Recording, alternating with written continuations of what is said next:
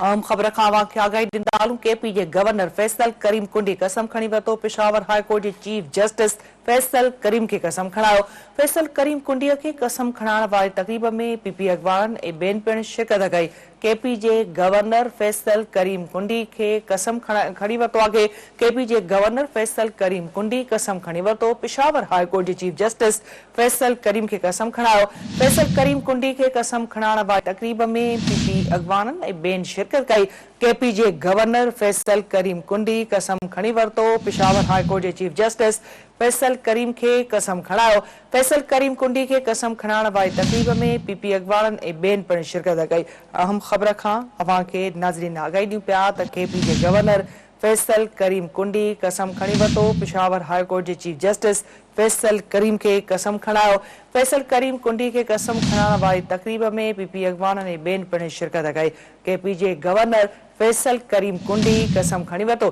Peshawar high court जे chief justice Faisal करीम खे कसम खणायो। फैसल करीम कुंडी खे कसम खणाइण वारी तक़रीब में पीपी अॻवाननि ऐं ॿियनि शिरकत कई।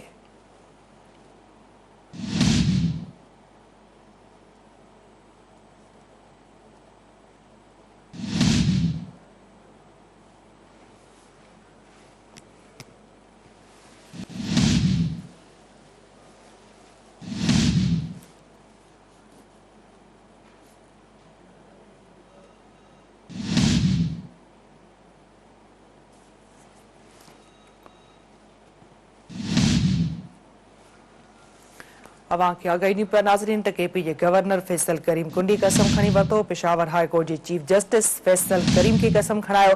फैसल करीम कुंडी खे कसम खणाइण वारी तक़रीब में पीपी अॻवाननि ऐं ॿियनि शिरकत कई। केपी जे गवर्नर फैसल करीम कुंडी कसम खणी वरितो।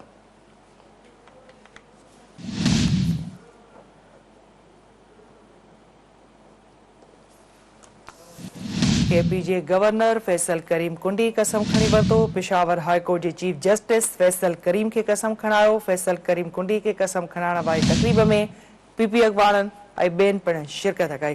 केपी जे गवर्नर फैसल करीम कुंडी कसम खणी वरितो। पेशावर हाई कोर्ट जे चीफ जस्टिस फैसल करीम खे कसम खणायो। फैसल करीम कुंडी खे कसम खणाइण वारी तक़रीब में पीपी अॻवाननि ऐं ॿियनि पिणु शिरकत कई। केपी जे गवर्नर फैसल करीम कुंडी कसम खणी वरितो। पेशावर हाई कोर्ट जे चीफ जस्टिस फैसल करीम खे कसम खणायो। फैसल करीम कुंडीअ खे कसम खणाइण वारी तक़रीब में पीपी अॻवाननि ऐं ॿियनि पिणु शिरकत कई। ही अहम ख़बर अवां सां शेयर कयूं पिया त केपी जे गवर्नर फैसल करीम कुंडी कसम खणी वरितो। पेशावर हाई कोर्ट जे चीफ जस्टिस फैसल करीम खे कसम खणायो। फैसल करीम कुंडी खे कसम खणाइण वारी तक़रीब में पीपी अॻवाननि ऐं ॿियनि पिणु शिरकत कई।